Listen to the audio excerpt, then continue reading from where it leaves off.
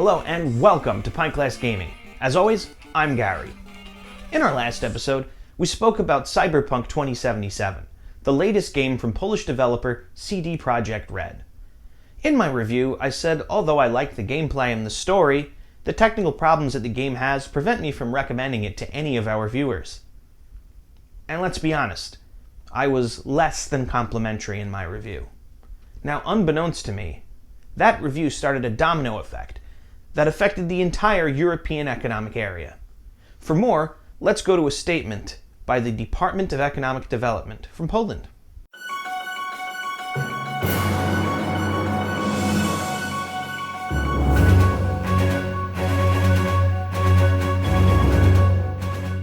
Krótko mówiąc, 6 miliardów, które zostało wydatkowane latem i kolejne 6 miliardów, które jest, można powiedzieć, już wydatkowane, bo właściwie z tych kolejnych 6 miliardów złotych tylko kwota 1 650 milionów złotych nie została jeszcze rozdysponowana.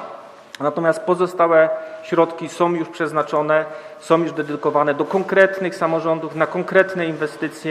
To further back this point up, this is a graph showing the value of the euro for the past several weeks. I released my Cyberpunk review right about here. The euro tanked right after my video review was posted. Coincidence?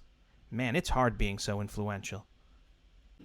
It's been said that with great YouTube power comes great YouTube responsibility. I feel like I've got to make this negative publicity up to all the great Polish nationals the world over. So, for this week's episode, we're going to be discussing another game from the land of the fields, The Medium. And to get this out of the way early, I liked this game a lot, and you should play it. The Medium was developed by Bloober Team and was released on January 28, 2021 for the Xbox Series X and S as well as the PC. I myself played the game on the Series X through the Xbox Game Pass. It's a classic take on survival horror, and any fan of Resident Evil or Silent Hill should be right at home here.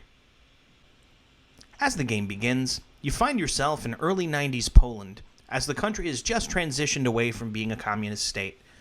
The game follows the supernaturally gifted Marianne, who receives a mysterious phone call directing her to a long-abandoned resort for employees of the former communist government. The resort, named Niva, is chock full of bad juju. You have to guide Marianne in unraveling the mysteries of the place, and to help put the restless spirits stuck there to rest. The graphical presentation in this game is definitely a high point. The lighting effects are really top-notch and add to the spooky, foreboding atmosphere. The environments are rich and detailed, and I would say that they're pretty photorealistic.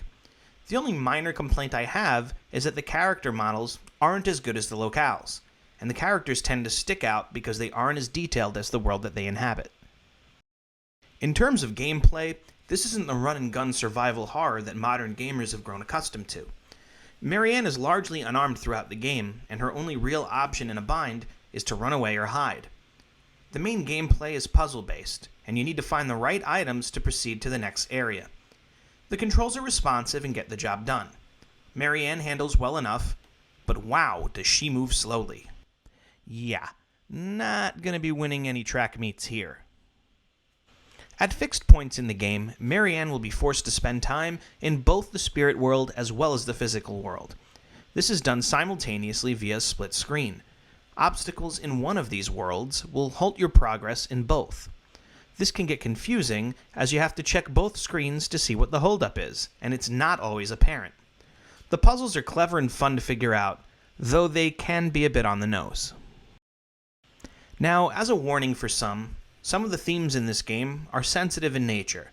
However, the characters are well developed, and the evils that the people of Niva enact upon each other are explained without making any excuses or apologies for them.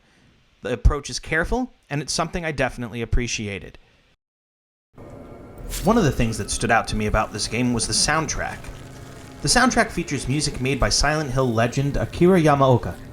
The sound design helps with adding to the overall feeling of dread. Music is used sparingly, but the anticipation that it often builds is remarkable. This tension all comes together when you meet the game's primary antagonist, the Maw.